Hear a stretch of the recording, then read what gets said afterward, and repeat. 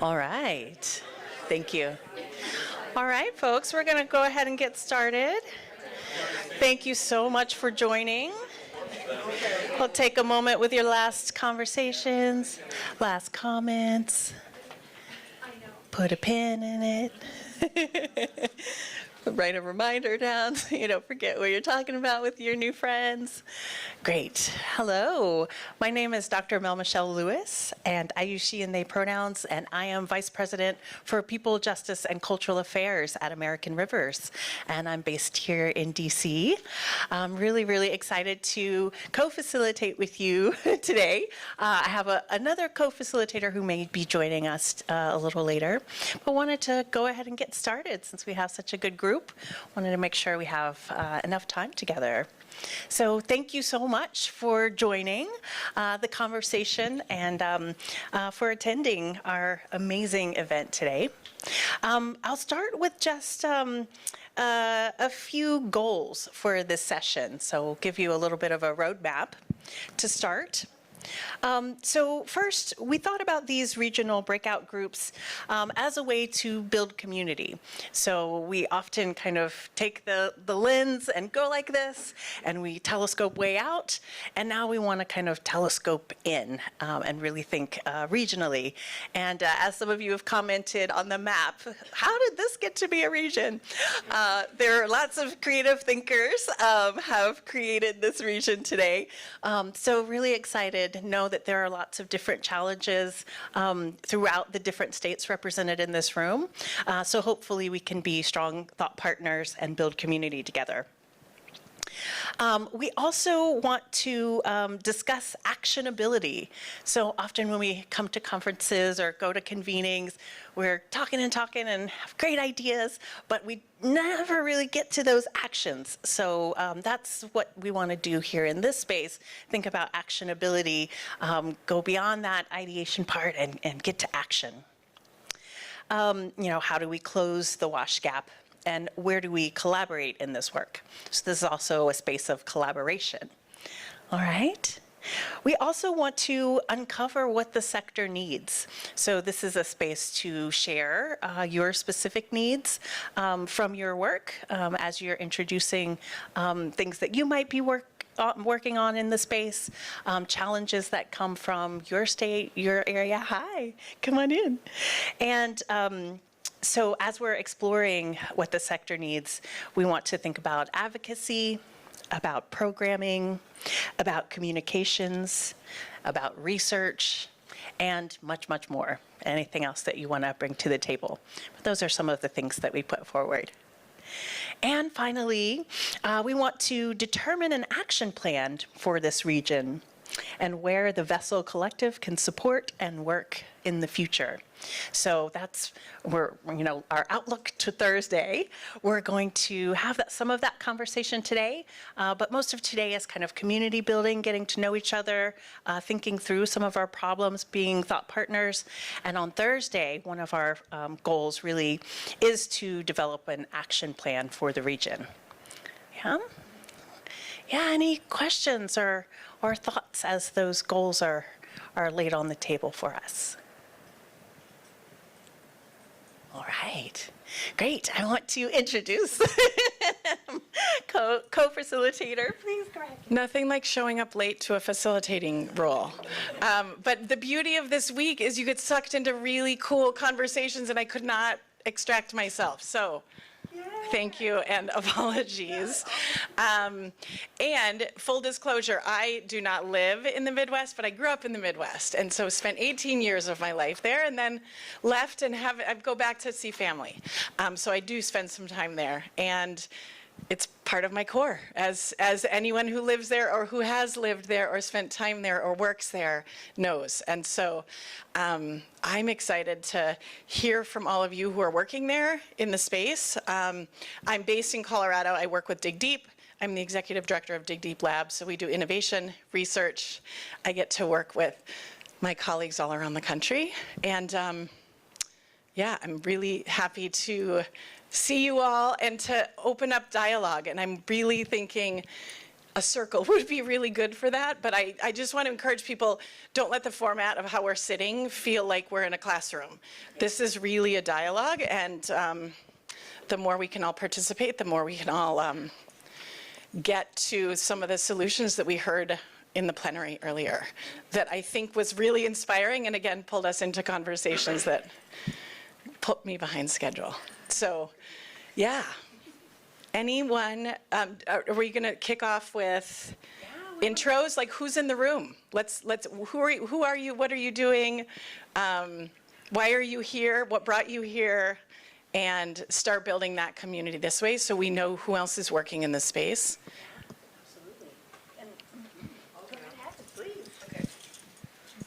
And I'm going to give microphones just in case anyone has any trouble hearing. Okay, so I live in Dallas. However, I was born in Des Moines, Iowa, so I feel like I'm truly from the Midwest. And just a few little water connections. My grandmother was from Algona, Iowa, which all of her neighbors died of cancer from runoff from, all the chemicals on the fields. And the water, most of my family now lives in Des Moines, my relatives, and the water is not safe to drink. I feel like out of the tap. It tastes terrible. I also lived a little while in Illinois, that was when I was in junior high, and we did not have water in the summer. Our well would run dry. So we did all our clothes at the laundromat. We took all our showers at the YMCA. My mother had my youngest brother and had to go home to a house without running water. Took her first shower at a campground shower after having my youngest brother. So now I know that's not like growing up, it's a lifetime without water, and there are many people in this conference who experience that. But I got a little taste of what that was like. You boiled water on the stove to take a bath. We had a string that would probably go from here to those windows of milk jugs that my sister and I filled up when we went to the laundromat. That was our job. One jug after another, filled up the whole back of our van. So that was our water for the week. But now living in Dallas, when my kids were 5 and 8, my 2 oldest daughters, they found out from someone living in our garage apartment that kids around the world were dying at a rate of every 15 seconds at that time because of unclean water. And they weren't, girls weren't going to school. And so they were really touched, moved, and inspired to do something about it. And at that time, they had been doing crafts to raise money for different things, different nonprofits in our local area. And so they decided, well, we're going to raise money for 1 month and send it somewhere for water. And that was 13 years ago. And they're still raising money. And so they started that by making origami Christmas decorations. And so that is the how Paper for Water, which is a nonprofit I volunteer for now full-time, got started and raises money. And so we, after a few years of getting started, got connected to DigDeep. And this was back when it was just barrels and a truck. We met Darlene and George and fell in love with the community, and that's why I'm here today. And I'm really excited to learn from all of you. And in the panel, there were a couple things said at the end. One was to be loud, and Daryl said something about lead with the future. And one of the things that we have are some youth volunteers who are really amazing, and they help us raise money and awareness. And I feel like they are the future, and that one of the things that I need to go back and do is try to build more capacity in that front, more young leaders with a louder voice. So just looking forward to learning from everyone. Thank you, Deborah. And there are so many Darlenes and Georges here this week that you're going to run into lots of people. So I'm hoping that people are already feeling the good energy and the inspiration. Who wants to go next? Who's in the room? Let's share who we are and why we're here. What brave soul wants to follow Deborah? I'll go. Great, thanks. And be thinking about when you want to raise your hand, too. I'm going to stand over here because it makes me feel less nervous than standing in front of a room of people. And so I can see all of you. My name is Rachel Burchett. I work for Elevate. We're a nonprofit based in Chicago that wants everyone to have access to heat, power, and water in their homes that's safe and affordable. My main work is on water affordability for Cook County. And then we also do a lot of water reconnection work with the city of Chicago and are involved with some great partners in Cahokia Heights, Illinois, which is actually about 15 minutes from where I live. There's a community of people that don't have access to safe drinking water or sanitation due to flooding, mainly from climate change and sewer overflows. My background is in international development.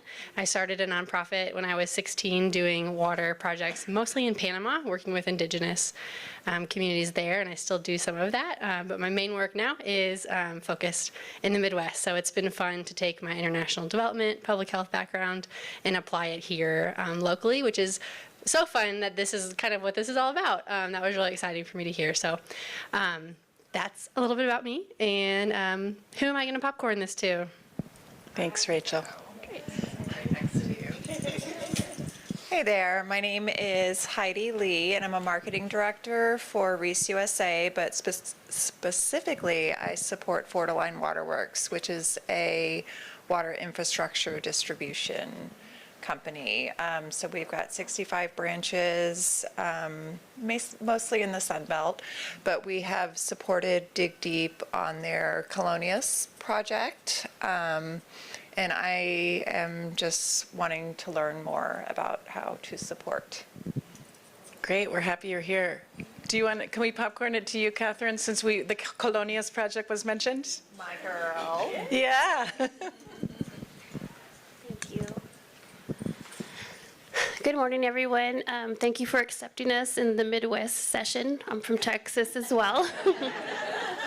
My name is Catherine Lucero. I'm the director of the Colonias program, and I've worked with water and helping communities get water since about 2009. Come from a background of need and wanting to assist and, as the cliche says, make a difference. But that does take action. So I'm excited to work with everybody in this room and in this convening to plan some action plans and execute. So thank you all for being here. I'm going to hand it to you. Thanks, Catherine. I love this organic popcorning. Thank you, everyone. Hi, everyone. My name is Erin Kanzig. I use she, her pronouns. I'm the Drinking Water Program Director at River Network. We're a national nonprofit. And I live in, did I already say this? You made me nervous handing it to me. I wasn't prepared. I live in Detroit, Michigan. And I've been at River Network for about three years working on water infrastructure, investment, advocacy work, water affordability, and contamination issues. But I would say that I moved to Detroit in 2012. Shortly before the city went through bankruptcy and the water shutoffs first began. And I would say that really as a young 20-something-year-old moving to a city, that is what activated me to become engaged in a new place. So Monica, I have pictures of going to protests back at the very beginning of that, and eventually getting my way into the space as a professional. Feels full circle, and I'm really excited to be in this room with Midwesterners, being originally from the West Coast myself, but I'm committed to the Midwest, y'all. And I'm also doing some work in Texas this upcoming year with Policy Link, so glad for that connection too. I'm gonna pass it to you next. I just knew you would. Hey everybody, good to see you. Denise Schmidt. I'm with the Environmental Policy Innovation Center, aka EPIC. We're a national nonprofit that works on data and research and policy advocacy, and our technical assistance program that is trying to get these infrastructure dollars and meet this moment, getting it to the communities that need it the most. I come to water from the state of Wisconsin, where is anyone in the room from Minnesota? We have more lakes than you do. I know you like to brag about it. We have more lakes. And, No fighting, no fighting. It's just a Midwest thing. Probably. So as a daughter of two Milwaukee Public School teachers, my English teacher mother kind of awakened me to the fact that there's more to school and kids, ability to be there for that school day and to do the things they need to do and grow the way they grow, then really can be met in the classroom. And that was what was going on in the house. And she actually, as an English teacher, said, I think there's lead in that house. So that was sort of my kind of awakening to water and public health. And so I've been kind of working in the water utility planning space for most of my career. All right. Thanks. Hi, everyone. I'm Ann Bauman. I'm from Freshwater Future. We're a nonprofit that works in all the 8 Great Lakes states. So some of us are in another group over there. And then also Ontario, so we're a Canadian charity as well. We are working on a variety of water issues, but mostly what we do is we take our orders from the community, and the community tells us what's important, and then we follow. And so right now we're really working on water affordability. So I'm going to keep it short and sweet, and then I'm going to pass it over to our partners.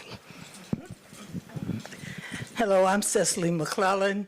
I am with We the People of Detroit. I'm the director of the Waterworks program. We are a social justice agency, a nonprofit that grew out of just various issues that were occurring in the city of Detroit. And over time, excuse me. Okay. Over time, I thought I heard something.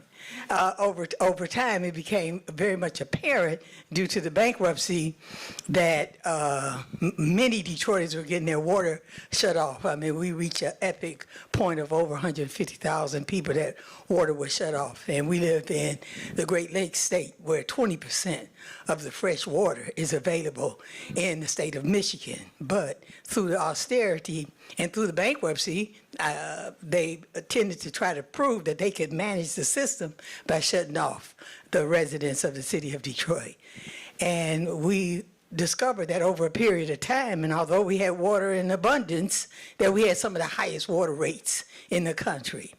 And since 1980, we went in the city of Detroit, we had a 285% increase in the water rates for the city of Detroit. Only city that exceeded the increases in the water rates over that same period was Flint. And it became absolutely apparent because of the work of We the People of Detroit, going out into the community, actually delivering water to households that had no water for weeks, months, and even sometimes for a year, having to tell those people how they needed to be able to reuse their water from cooking to washing the dishes to disposing it in the toilet. So we've been fighting to ensure that there's a water affordability that is based on income and that no residents will be denied access to clean, safe, and affordable water. And I'd like to turn it over to Monica Lewis. Thank you, Ev. Peace and blessings, everyone. I'm Monica Lewis Patrick. I have the honor and privilege of serving as the president and CEO of We the People of Detroit. Our work is centered around the human right to water. We are a justice-centered organization. We invest in youth leadership. We believe that youth are not the leaders of tomorrow, but they actually are leading right now. We also are deeply invested in citizen science because at the height of when these crises were happening to us, it was hard to find researchers that would lean into community brilliance. And I say that loud and clear because many times they have a hypothesis of what is happening in those communities, but the people closest to the problem really know how to address the issue. And then out of that work, we were able to assemble 67 researchers and scientists that work with us till this day. It's called the Community Research Collective. And then another piece of that, and Cecily is our mentor and leader, is that we are still having to provide emergency water relief to about 60,000 families this very day are still struggling with the unaffordability of water. So water affordability, we've been the poster child for what's wrong with water affordability, but our mentor, the Honorable Councilwoman Joanne Watson, along with Mary Ann Mahaffey and other community groups, drafted the first water affordability legislation in the nation. So we come from people that are innovators, that are, we didn't just put the world on wheels, we have actually moved water justice in a way that's community-centered. Yes. I have followed your work for a long time, so I'm having a fangirl moment. I'm just going to be honest. No. Hi, everybody. My name is Victoria Lung, and I have the honor and privilege of serving these two wonderful women at We the People of Detroit. I'm the policy manager there, and there's not much I can add to what they've already said about the amazing work that they've done, except for the fact that they have also grown not only from local Detroit work, but to national work, local, regional, state, everything. Just out of the 5 founders of the work that you've done since 2009, it's incredible the work that they've done, and I'm only a small piece of that, so I'll keep my part short. But I want to honor the 2 folks that I follow very closely. Thank you. Hello, good morning, everybody. My name is Brandy Williams. I'm also here with American Rivers. I am the Racial and Environmental Fellow for the summer. This is actually my first day of the fellowship, so. So I'll be working under Dr. Mel Michelle Lewis for the summer, and I'm really excited to support all of their projects. In my real life, I'm a 4th-year PhD student in chemistry, and I'm really here in my ulterior motives to just let physical researchers know that there are more things in academia, industry that we need to help solving world's problems. So that's my little ulterior motive. So I'll pass it along. Good morning, everyone. I'll stand up because it's a lot easier if I can see. So I'll do this. So sorry. Good morning, everyone. My name is Jerome Oliver. I work at EPA headquarters. So I'm rather new to EPA, but as a background, I'm an environmental microbiologist. I finished my PhD not too long ago, so I had to give you a shout out for that. While I'm at EPA, basically I'm a project officer, and I deal with anything that deals with microorganisms. But also, we have a team that deals with the Closing America's Wastewater Access Gap, and they had a pilot program not too long ago.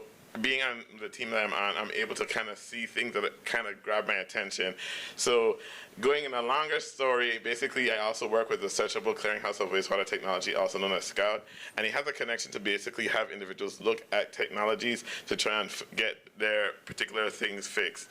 And so with that, there's also another portion to it which deals with technical assistance providers. There's a map that's on there that kind of basically trying to connect the tools that you are trying to have and the funds that you need for it. So with all of that said, I wanted to be a part of the expansion of COAG is what we call it as well. And so I'm here kind of new. I'm basically the point of contact for Region 5, which has some of the states connected. And so I'm here kind of learning and seeing how I can be able to be a part of this growth to try and help fix the issues that we're having in society. My name is Alia Ingersoll. I'm a colleague of Jerome, also at EPA, and we're on the Sustainable Communities and Infrastructure branch, which is part of EPA's, I'm blinking because I'm nervous, wastewater team. Office of Wastewater Management, thank you. And I'm a biologist, that's my background, and I got into the water world because I'm actually from California, and I am from a legacy gold mining community, which has a lot of water impacts and legacy pollutants such as arsenic, lead, mercury from giant mining operations that happened there where they washed away entire hillsides. It's still affecting people. We're still figuring out just how much of a kind of legacy cancer impact that's been having on the community. That only started being studied about 10, 15 years ago. And my background is in watershed restoration, and I kind of made a move into this world because I wanted to have a kind of a broader impact than just my one community. And I'm also working on the Closing America's Wastewater Access Gap program with Jerome, and I will be working in Region 7 EPA. So yeah, we're really excited about that. It's going to be really great for getting a lot of help out to communities and technical assistance and et cetera. So. Hi everyone, I am Diana Teran. I am an engineer with Lemme Tech, based here in DC, but originally from Chicago's West Side. And at Lemme Tech, our main connection to WASH is primarily through connecting corporate funding sources to local NGOs on the ground to help them implement their projects. And we've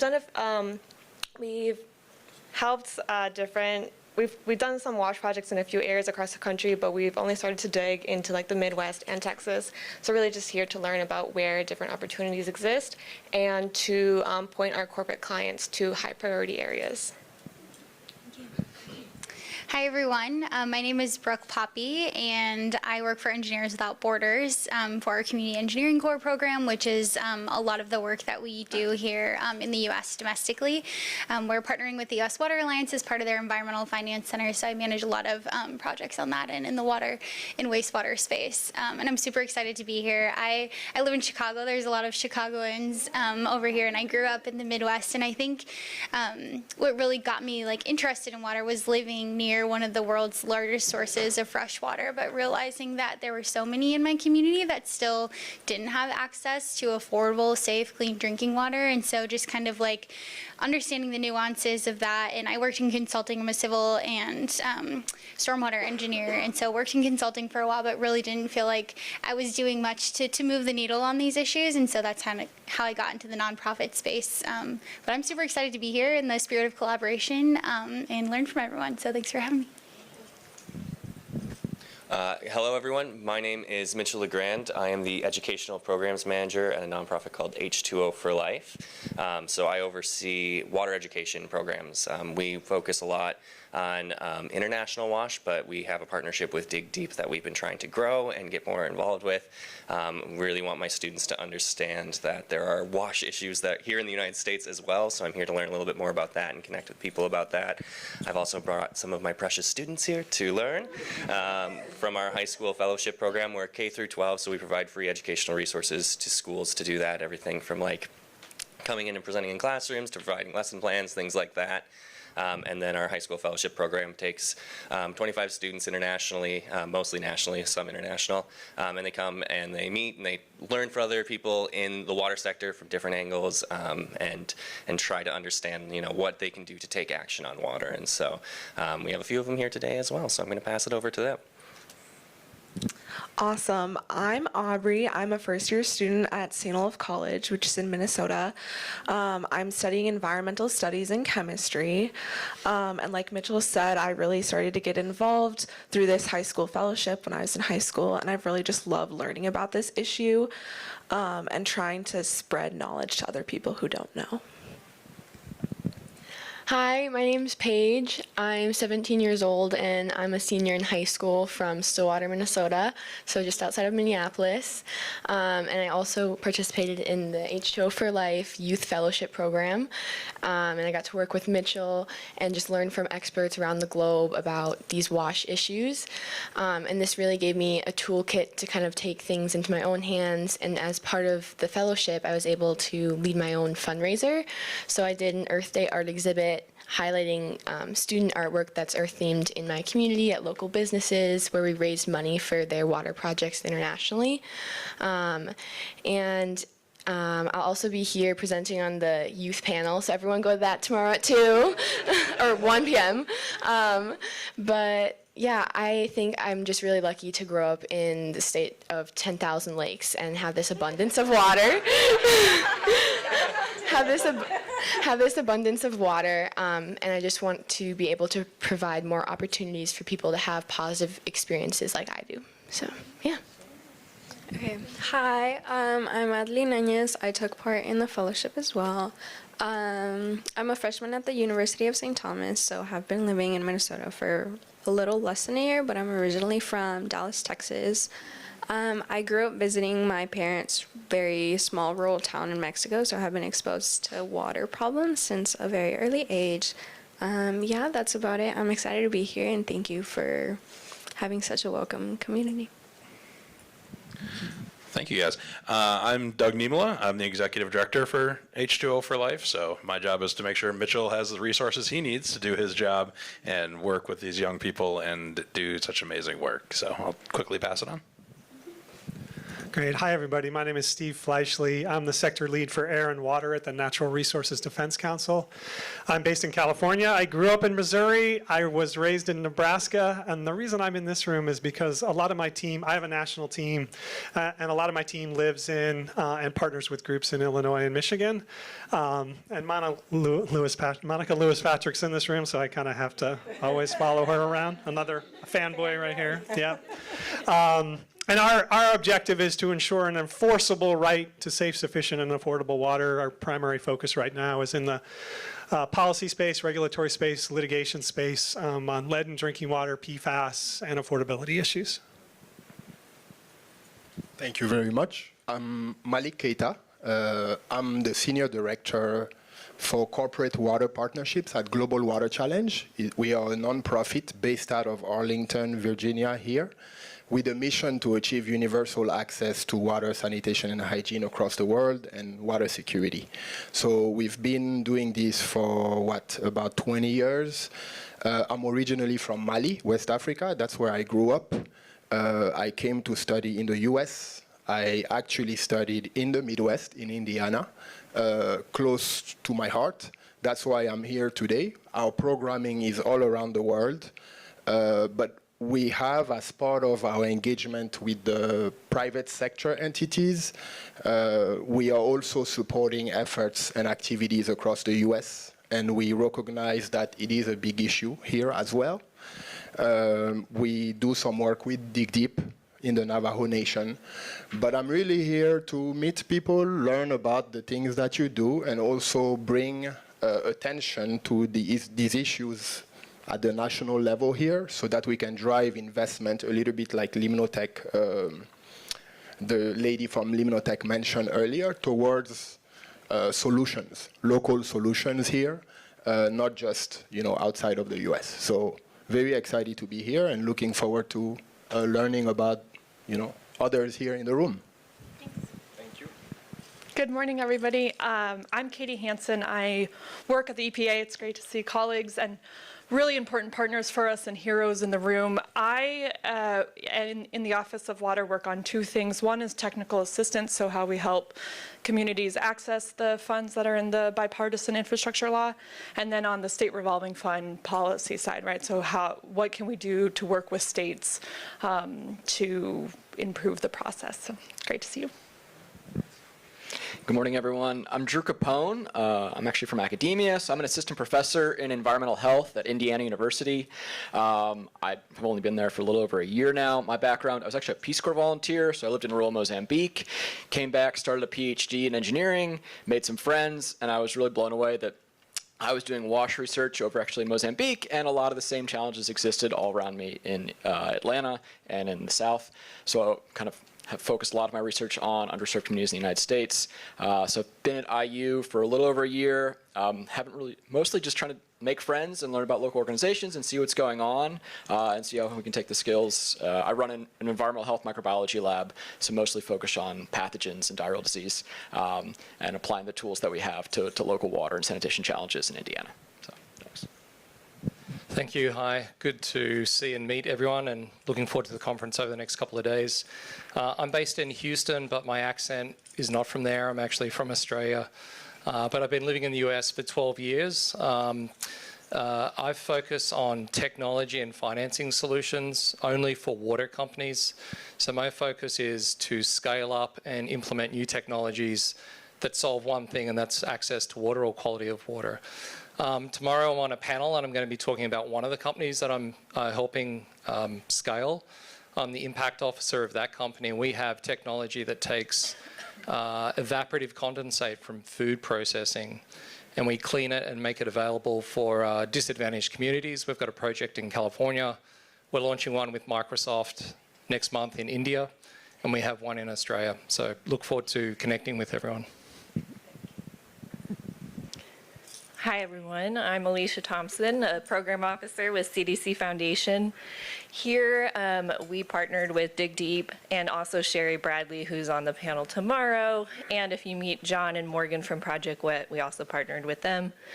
But I am the officer that leads our domestic WASH work at the foundation, and CDC Foundation is a private nonprofit created in the 90s to further the mission of CDC, and we also have the ability to accept public-private partnerships, so we can be a little bit more nimble in a lot of different spaces.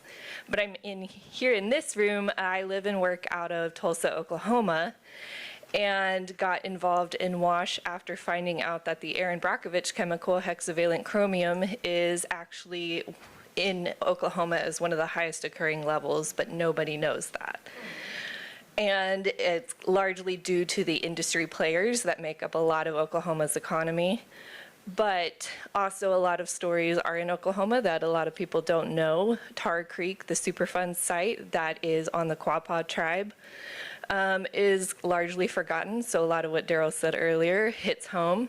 And then there's also towns all over Oklahoma like Dover that has rocket fuel byproducts, and the whole town had hypothyroidism because of it. So personally, I would love to see Oklahoma develop more in this U.S. wash sector, and we also kind of exist in a weird bubble where Texas, we're not in the Midwest, not in the South, we don't know where we are, but I'm here to, increase awareness on what's happening there, but also furthering the work at CDC Foundation where we work internationally and domestically. But thank you. Hi everyone, I'm Josh Clement with the Water Finance Exchange. We're a nonprofit technical assistance provider, similar to a lot of other folks in the room. I feel a little bad I got put in this room for our Texas work, because I'm a bad Midwesterner. I grew up in Minnesota and left because it's too cold. So sorry for all y'all that are still living there. I feel it deep in my bones, same. But we provide technical assistance to communities to help them implement sustainable infrastructure solutions. This conversation is really exciting for me. I come out of Baltimore community organizing. I live in Baltimore still. And we do a lot of work, with what we consider like expert advisors to communities, so engineers, lawyers, people who do finance work. But at the root of it, like good technical assistance is really no different than community organizing and helping people sort of build solutions for themselves. So I'll pass it along. Thanks, Josh. My name is Molly Sullivan, and like Brooke, I'm also with the Community Engineering Corps program. We are a partnership organization co-founded by EWB USA, the American Society of Civil Engineers, and the American Water Works Association, and I manage AWWA's involvement in the program. I think, I got into this work just learning about mostly the international issues with water and sanitation. I got involved in the international sector probably about a decade ago now. I volunteer for Engineers Without Borders USA, doing a clean water development project with a community in the remote mountains of northern Nicaragua. And I also did a little bit of work with another international development group right after I graduated from Colorado State University. I do reside in Colorado, but I am originally from the south side of Chicago, and know a lot about water inequity as it relates to the area that I grew up in. There's a lot of black and brown communities in that area that have been systemically discluded from infrastructure investments. And that's kind of how I got my start. So thanks for having me.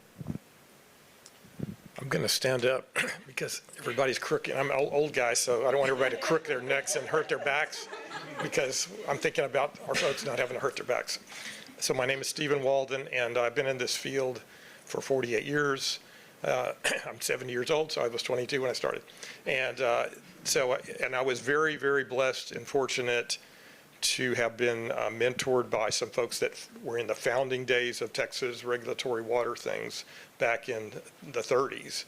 And that when I started in, believe it or not, December of 75.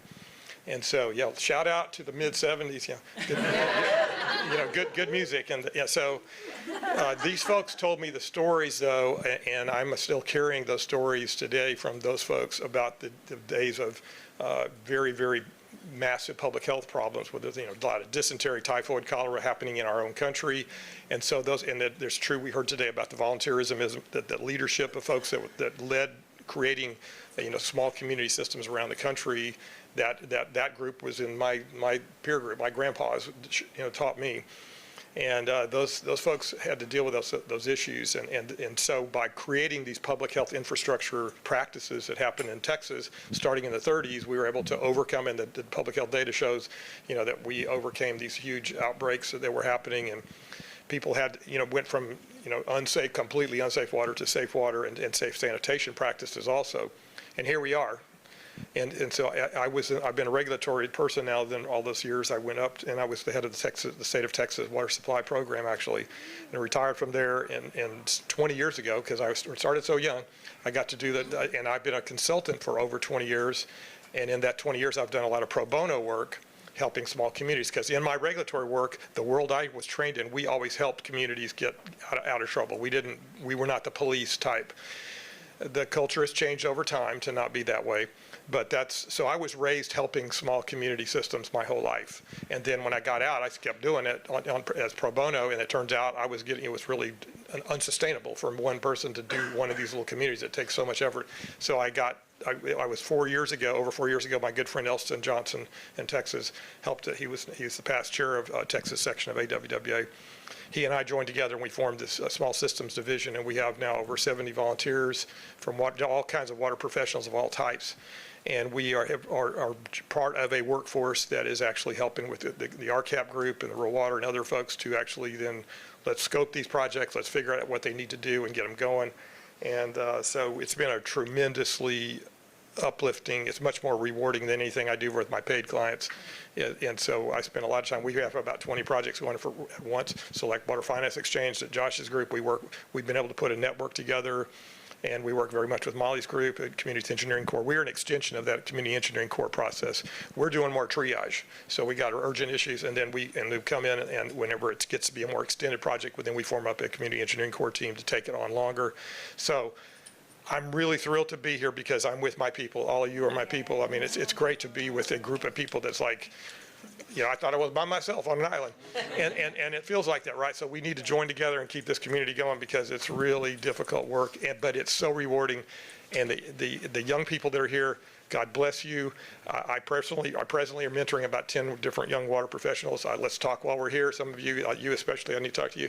And so we need to get you on going down this path because we have got to get you up the ladder and also recruiting your peers because our water professional our workforce is in dire straits at every level. The big systems are not any better off, maybe a couple here and there, but they're bad shape. Everybody's got trouble, and we can fix it. We just have to get this awareness up. And I'm at that last chapter of my career. I've got to go out flaming. I'm going to get you guys going, and I want to mentor you guys and get you going how you can mentor others. Okay, so. Wow. Thank you. Back up. I'm Victor Sarmiento. I'm with Jacobs Engineering. We're a large global professional services and engineering company. I'm on the federal government relations team, so I'm based here in DC, but before that I spent about 6 years on Capitol Hill, the House Transportation Committee, working on water and environmental policy, and before that, or after that, with a senior senator from Oklahoma. So that's kind of my call here to the Midwest Texas region, as I spent 2 years with that senator during the Congress where we passed the infrastructure bill, Inflation Reduction Act, and other major kind of federal programs of interest. And so that's really kind of where my background is federal policy, infrastructure spending, and kind of for this group, how can the water sector kind of come together at the end of the infrastructure law's completion in 2026? What message do we need to provide to policymakers that this is not just a one-time funding bill or investment in infrastructure, but we need to keep that ongoing? So excited to meet everybody, be here. Hi, everyone. My name is Michaela Teal. I'm the executive assistant at DigDeep. I've been with DigDeep a little over 2 years. I support our COO, our CPO, as well as the board of directors. I was born and raised in Anchorage, Alaska, and I currently live in Florida, so nowhere near this region. We are happy to have you here in this room. I'm your resident note taker and timekeeper, so if there's anything specific that you really, really want jotted down in the notes, just yell it out, and I'm your girl. Michaela is all of Michaela. Wow is all I have to say. Like, I could have said fangirling, but then I thought that might be a little bit too much. So every single person. I held back a little bit. Thank you so much. There were testimonies. Yes. There were like there's storytelling. I know, right? I feel fulfilled spiritually as well as socially, politically in this space, and I really appreciate this. This idea that it's the first WASH convening, and we don't want anyone to feel like they're on an island, right, by themselves. But many of us probably have felt like that. So thank you for holding up a mirror in this space for us to say, oh, actually, this is the first time we've convened in this way. and we need to keep doing it. Yeah. So we thought we'd next do a little bit of a breakout conversation on that theme. So thinking about what does it mean to have a WASH convening? What do we need to get out of this? What do we need to build in order to kind of continue the momentum and coalesce as a sector that does meet together, work together, collaborate, and really build trust with each other. So we have just a couple of ideas in terms of how to explore that. So you can talk a little bit about this morning's panel and what you heard in that kickoff. Is there something that resonated? You can talk a little bit about the need to coalesce as a sector.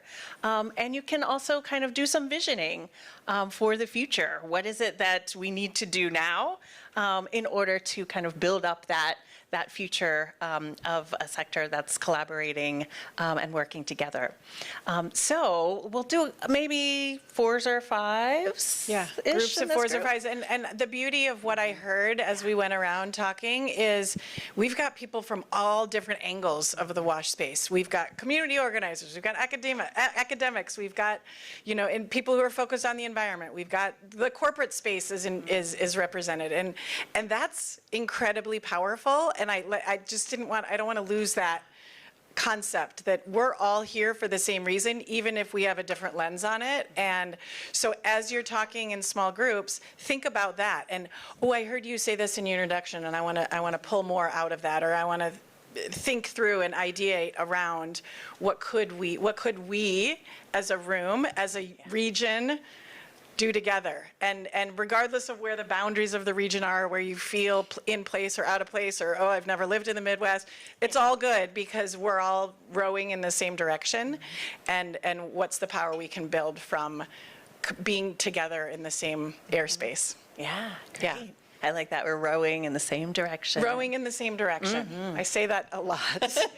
Are we all rowing in the same direction? Sometimes. I think about my kayaking with my husband because we're usually not rowing in the same direction. And usually it's not pretty. The metaphor. Yeah. So let's actually shake up the neighborhoods a little bit in terms of where we're planted. If you feel willing and able to move spaces, let's have some of the folks from the back come join a few folks in the front. And front folks, if you would. Mingle toward the back. And if you're here with a group or folks that you know, take that chance to break away. To row away. row away. and please have one person take some notes so we can capture what you're all discussing. Great. Thank you. And we have we'll do another 15 minutes. 15 minutes, okay. I'll walk around and say that. Actually, you can organically make it happen. So do what you like. Yeah, there you go.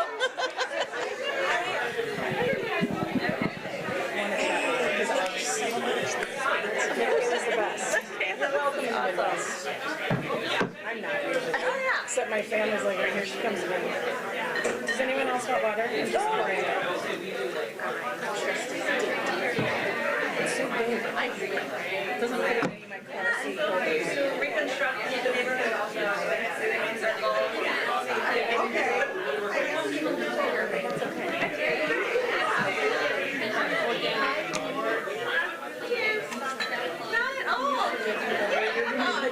Work with her again. Not at all, not at all. It's true. And then I literally have a kid sentence. Are these for later or these for now? If we want to use them now, if we want to. But if people want, and she will capture, help us capture. That's great. As a note format. Maybe we can offer. Love it. I also I tried to get everybody.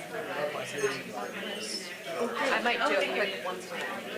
Yeah. Do you take and or just I want to make sure they're capturing. Like people want to know they're being counted. Yeah. Yeah. Like not an assessment.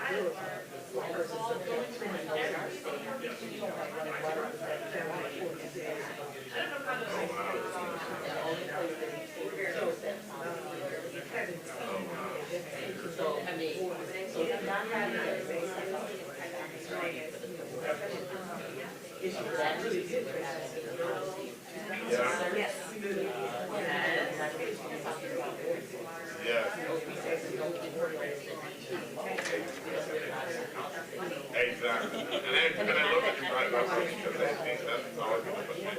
And then it kind of problem in these communities that now that some are trying to reach out, we still a little afraid of putting their hand up, which makes sense. That's another reason why I actually did the co-op thing, was like maybe if they had individuals that were willing to do the scene, it would be a little bit more comfortable. And it's an introduction.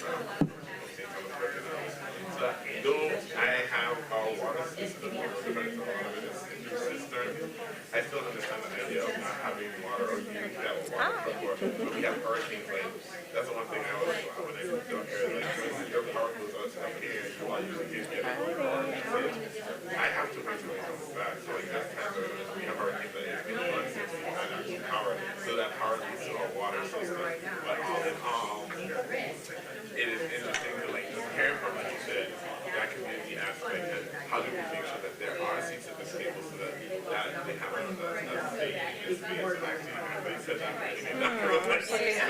Some of these words.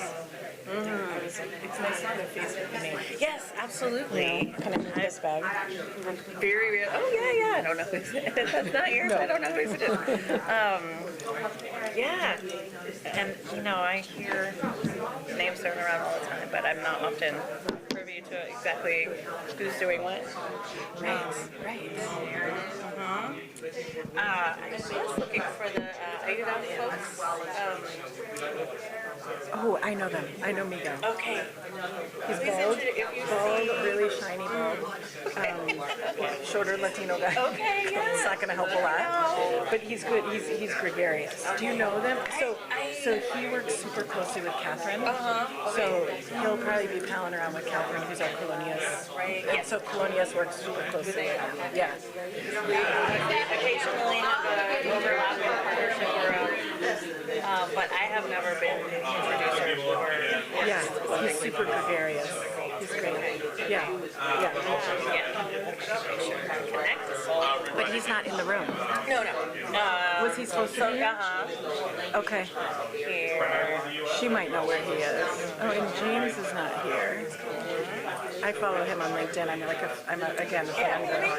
Like it's these parasocial things, which is it's a word I learned for my kids. The parasocial, like, and social media exacerbates that. So people feel like they know celebrities, or like I feel like I'm fangirling because I followed the work of We the People of Detroit for a long time, and you know, that's cool. And how about your fellow just jumping right in and being like, here's who I am. You know, sometimes it's like, hi, I'm a fellow. I'm just no, and it's like, here's why I'm here. Here's what I'm doing. Here's my purpose.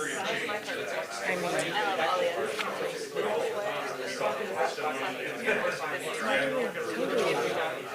And I bring the science ones.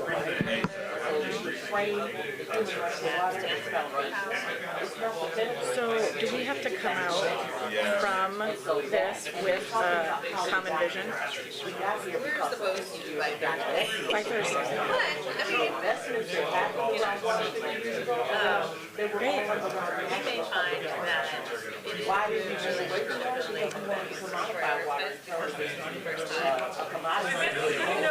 really not getting on the railway is normal.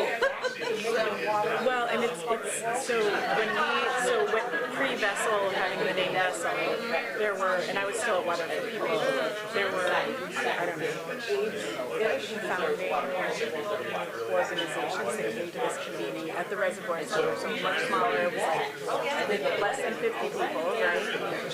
And it was amazing when we did these breakout groups, it was like, what's needed? Data, like the same things came without any plants, without any hopping.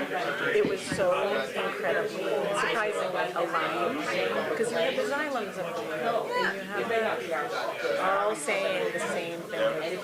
We need, there was some radical out there, we just need a water substitute, right? Like a ministry of water, as you will, like let's create a new cabinet position. It's like every time we look at that. But how do you get 5 federal agencies or how many federal agencies of water, that, like, how do you get them talking? And I know they talk, but how do you get that, like, really moving things?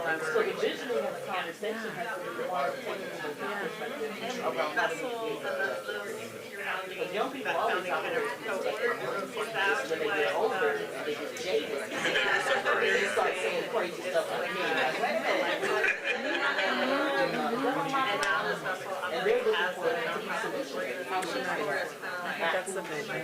That's career vision, right? Like, but it becomes a standalone. 30-minute morning. Oh, 3 minutes? 30 minutes left. Oh, okay, good. So for the 30 minutes, yeah. And then we call it, or do we have any other, like, yeah, just reflections? And maybe a reiteration of when we come back into this room on Thursday, be thinking throughout the week, what would a common vision for the Midwest look like? Again, do we need sub-regional groups? Do we need someone so excited by this that we really want to nominate themselves? Yeah. And at the end of the day, right? Back to the business. So I think it's like, oh, maybe that their power is off or something like something. Yes, exactly. And with it becomes at some point, and it's what is that? Because on their free time, right? Like on top of their very busy job, even if their job is like go do this. And so what does it look like if you're part of this? Are you paying money? I don't know what that vision is. Yeah, is it a membership? Or, but then it's exclusive. It's like, how do you make it inclusive? How do you make it stand on its own? Is it a community of practice more than a standalone ordinance? I don't know. Or does it slowly shift? So.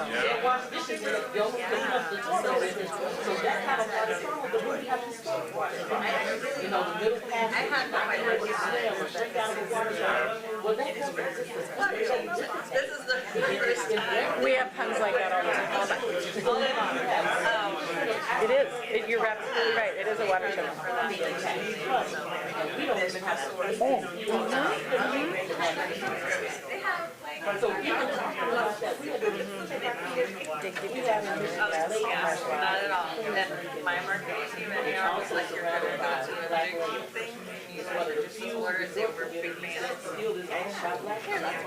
Yeah, no, it's, I know Brenda. Because close to water. So anywhere where there's water adjacent to land, now you have organizations combined up at the land. We took them the first year, they didn't touch the water. Kids from Clinton, like they kind of burned it. The kids from Toledo, we can't get in that water back out to there. No, they can't have it out to there. Yeah, all water that's out to there. You can they did. The kids from Detroit. Oh no, it's stuck in that water, floating around. It's a fish, baby. bugs, insects, but they have never been in that kind of water with pure chemistry. If you're going to tell people, you know, you're about to provide this better about the planet, you got to be stewards. I first had my first encounter was in a water truck. Don't want to be near it because all I know is it's a hot water. And that time, when I was that's when I was ready to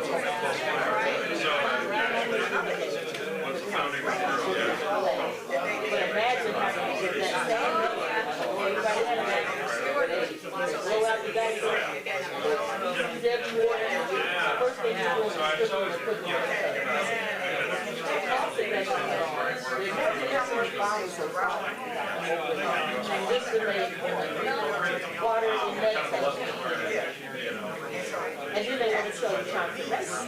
Well, conservation, let's talk about it. Why should I, because I'm poor, get allocated this water and somebody else can have it?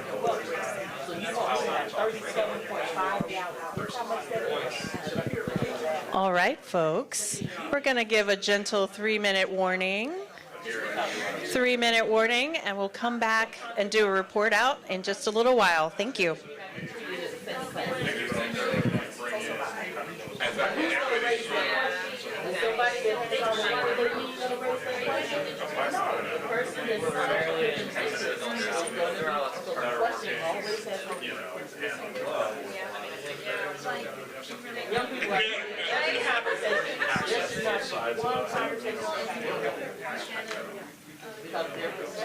Hi, this is yeah. Thank you for it. Oh yeah, it's great, amazing. Is it just so? No, not at all. You know, real basic, but they created songs, spoken words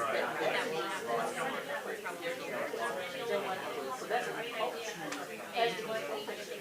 When we talk about West Virginia, you know, when I talk to a mother in West Virginia, I'm talking to a mom, not in my town in West Virginia. You know how it is.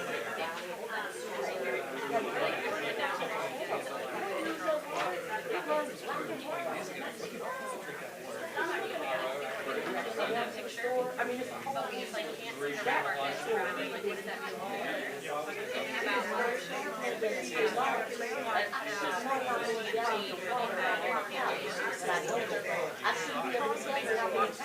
on the semi-truck, but I know this because we had to learn this in order to create our own supply of the daily water. I should know that they have a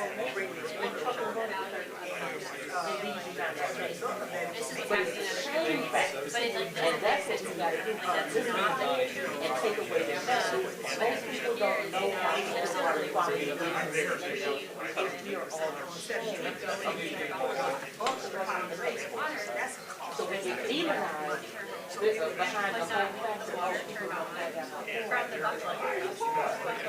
you're struggling. But guess what? Some of them are too. And then when we started living in our work, they were doing 30% of the wealthiest members of our neighborhood and all of them are so that's as you make more money, you have more expense. So you're struggling too as part of those people. There is no access to there is no water. So what is that going to look like? So I can't understand the packages talk about packages. Nobody talks about it. Hepatitis A. We had the largest number of hepatitis A in America. Nobody in the house. So you're putting me in the spot. And I was in environmental that time. I was like, oh, they not a red eye dog, no. What you looking at?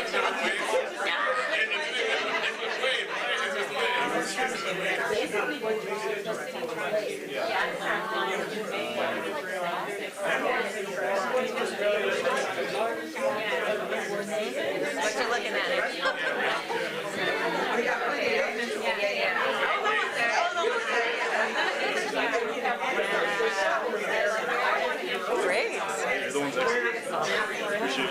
Absolutely. Okay. Okay. All right. Showing up late. He's like, I could have told you were going to show up. I could have told Mel. All right, All right, we're at our last moment. Share last thoughts. Go out with the bang.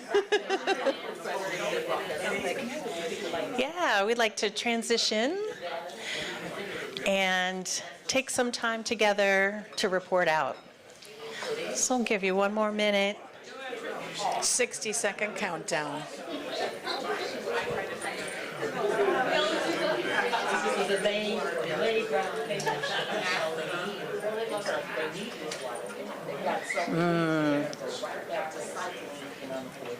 Oh, great. Thank you. Thank you. I feel like the energy level has only risen since we broke into small groups. Wow, that's amazing. Yes, we got cosign. Yes. All right. We have the youth division, our science. Yeah, we were multi-generational. We were reflecting on that. It's multi-generational, definitely multidisciplinary, cross-sector. Really, really a beautiful group. So thank you for all that you offered in your small groups. And we'd love to hear and have you share out. So if in your small groups there were various themes, I see notepads, there was fire coming out of the pins. There are business cards being exchanged, so don't forget to do that. Business card confetti. And we will take a final photo. So at the end, we will make sure we all get together and take a picture up here. But in the meantime, let's do a share out. If there's a particular theme from your group that you'd like to share, or a solution that may have come forward, a challenge that you identified, any of those things that may have emerged in conversation, a relationship that you recognize you want to build on, please let us know and share out with the group. So yes, please go right ahead. Thank you. Here you are. Volunteered as my group volunteered me. Voluntold over there. Here you are. Would you please? Thank you. Thanks. Sorry. So yeah, I think one thing we talked a lot about is that sort of water access comes down in a lot of ways to water rates and water affordability. And once you start down that pathway, you're immediately running into politics, whether that's at the local level, the state level, or the federal level. And so the solutions and challenges that we're talking about, they're not going to happen in isolation. They have to happen in conversation with each other because everyone's going to have their own unique perspective coming to this. We're talking about Detroit and Baltimore and the various sort of political minefields that exist of trying to build affordable sort of water programs. And then, like for our organization, we're working with a lot of small cities where you didn't have the scale to start building these sort of water assistance programs. And so the solutions have to go at a much higher level, but then the big cities are running into, contract leases and, very significant political challenges. And so it's going to take sort of recognizing the water access is probably, affordable water access in the U.S. context, and that it's going to take a much wider perspective to work on these solutions together.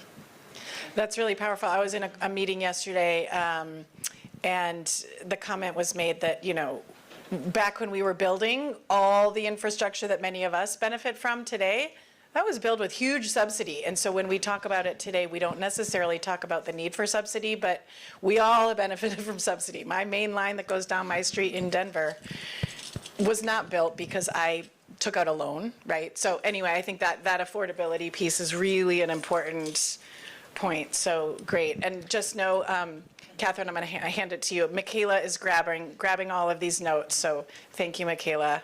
And we're capturing it all. Over to you, Catherine. And just real quickly here, just to add a little bit to what Josh expressed. We always think about and we talk about water is a right, and I think something we could take from this convening together is that water is a right, but affordable water is a right. Maybe we can shape it up a little bit. Like snaps for that. Yes, absolutely. Thank you, Catherine. Who wants to go next? This is not a place to be nervous to talk in front of the group. I know it was a little, whoa, I'm going to talk in a microphone, and people were maybe thrown off. So hopefully we've all taken a breath and we're not feeling nervous. Thank you. Yeah, so we had really an invigorating conversation that really began with opening remarks and then just kind of snowballed into just talking. So we gave praise to the panel earlier about the significance of working together and how making the connections, we need to make the connections to make it happen. However, with that, there's a disconnect with representation. So we need people who are actively facing these issues to be in the room of conversation. We need people who see these issues. We need people that see these issues every day to be in the voices of these conversations. There's a missing link because there's no seats at the table with them seated. There's also a cultural capacity. We need to acknowledge culture simultaneously while ensuring they receive water rights, affordable, accessible water rights. We want to build bridges to communications and cultures. We want to see water as a base right, not the pinnacle of achievement. In terms of the blame game, it's really not us versus the government. It's all of our problems, so we all need to work together to fix that. And then we kind of had a conversation about water access and the connection to water trauma. Specifically with Black Americans, there's water trauma historically and currently with trauma to unclean and toxic water. And then so a lack of access to water directly correlates to a lack of health, with the example of lack of hand washing leading to hepatitis A. So it was a really great conversation, and we're all in the fan club now. So wow, amazing. Thank you. Okay. Thank you. Hi, everybody. We had a really good conversation, and I volunteered because I can't stand 12 seconds of silence when someone asks who wants to take notes. We started out reflecting on this morning's panel, the plenary, and the importance of storytelling to bring people in, to build awareness about the nature of the problems as well as the solutions that might be available, and very importantly to show wins so that people can see that there are solutions to these problems. And that sort of bled into our second issue of how can we get more money? This money is not enough. We all know the federal money is not enough. How can we get more wins? By showing the wins, we need wins now to get people excited about the opportunity, and we need accountability. And so people can see that their money is being spent well. And then the third issue that we spent quite a bit of time on was really thinking about how we can create space for technological innovation and for innovative technologies and solutions to find their way to the communities that need them the most, and to try to identify what the barriers are to those solutions, whether that's at the federal level, whether that's at the state level, whether it's at a local county level, so that technologies can get deployed where they're needed, and that we can clear the path to those types of solutions. Did I get everything? Okay, cool. Thank you. Amazing. Thank you. We've got 2 groups left. Thanks.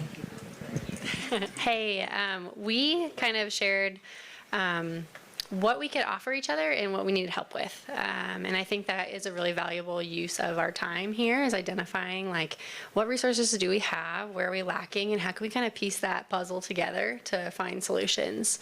We talked about how we need policy and the decision makers and the grassroots people all kind of identifying and coalescing around solutions. And it was just, really great to meet all of them and see where those dots connect. Were there examples of challenges and/or where can we jump in and help that you would want to share with the broader group?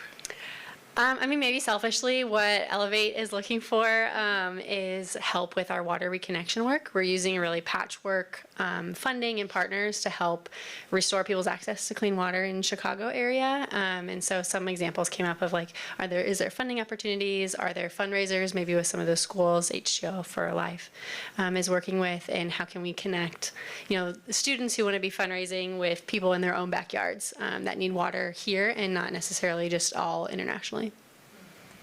Great, thank you so much. All right, last group. Sure. So our conversation went really well. We had a bit of an intergenerational conversation here. We were talking a lot about things around things like institutional memory. We were talking about the utilities, field and how much young people are needed in that field and filling in that space. And then I asked the question, you know, like, what are you doing to connect with young people? In my work, a lot of times we have conversations with young people and we'll ask them very simple questions like, do you know where your water comes from? And they'll say something like the sink. And then you say, no, but like, where does that water come from? And that's a hard question for a lot of Americans and a lot of young people, right? That kind of education isn't there. And if we want young people to get involved with solving these problems, right, the ability, that access to education has to be there. So what are we going to do to raise awareness? And I don't think we have a solution for it, but that is kind of where our conversation was going. There's a lot of questions about like, what do we do to bridge that gap and make those connections and help create a better understanding of those things. That's kind of what we talked about. Wow, great. So the seed of many more conversations to come. Now, how do we, as a group, collectively kind of nourish and water that seed so great things can grow in the region, but I think also cross-regionally too. As we move into lunch in a few minutes, whoever you're sitting with, what did you learn in your region? And Kabir, who was on the stage earlier this morning, popped in and he said, there's so many really interesting conversations and it's all really different in every room. So continue this conversation both within the Midwest and Texas region and beyond, because the solution, I think, who was it Mommy this morning that said, it's not one silver bullet where, you know, hopefully everyone who's here realizes there's not one solution that's gonna just flip a switch and fix this. It's gonna be a big uphill push, but how do we collectively do it together? And so learning from people with those different lenses that I mentioned earlier is really important. Yeah. Listening to all the wonderful feedback kind of gets the brain flowing and going. Yeah. And and I serve on a school board in El Paso, Texas. And when we say, where does water come from? You know, we don't really teach simple things and the importance of water and what it means as we grow and join society. And so maybe at some point with Vessel, we can include some education policymakers to get in there and dig deep. All the puns intended here at Dig Deep. Yeah, thank you so much for that. And that's really a beautiful place to kind of suspend here and move into lunch and into the rest of the week. And I'll give you a little bit of a preview for our Thursday morning session. So I love this model for convenings. Often we have a session and that's it. But we get to reconvene on Thursday morning with the same group. So on Thursday, we'll want to identify opportunities for collaboration, which is something that we've been doing. That's part of the conversation, and many of your reflections were sharing that. So we'll return to that idea and get a little more concrete. I think that's something that we're really looking for in terms of actionability and having that concrete plan. So we're invited to put together a regional plan on Thursday morning that will take all of the things that we talked about today, all of the things that we'll continue to learn and explore throughout the next few days, and Thursday morning kind of have this synthesis at the end where we're able to identify opportunities for collaboration and have some concrete solutions or projects or things we want to work toward. And we'll kind of ask for buy-in, for some commitments. What is it that you would be willing to do? What are the things that you could contribute to? And how might you be able to encourage others when you leave this space to join you in that work? So that's a little bit of a preview for Thursday. I love that because it's a little bit what this group over here in the middle talked about, right? What do you have to offer and where are you needing help and support? And so I think that theme speaks to what could a collaboration look like? And what would you bring to a collaboration, regardless of what the collaboration looks like, and what would you hope to take from that? And be thinking about that over the next few days as you go in and out of sessions, in and out of the liminal spaces of conferences in between, the networking, the coffee times, which is where, in my opinion, a lot of the magic happens. The sessions are always really powerful, and having seen and been part of developing many of them, I expect there to be a lot of magic there too, but the informal conversations in between is also where a lot of amazing things can happen. So I think go forth and like enjoy and soak up and share and put yourself in maybe a little bit outside of the box where you're comfortable, and we'll change the world. Yeah, thank you. Yeah. We'd like and to, we do have to not forget a picture. Yeah, If I don't say it right now, I'll forget. That's right. Photo time in a second. And we just want to end with gratitude. Yes, Thank all so of you much. for what you offered in this space. Thank you so much for being our film and sound crew. Yes, we really AV in the appreciate back. you. Woo-hoo! Thanks so much to everyone who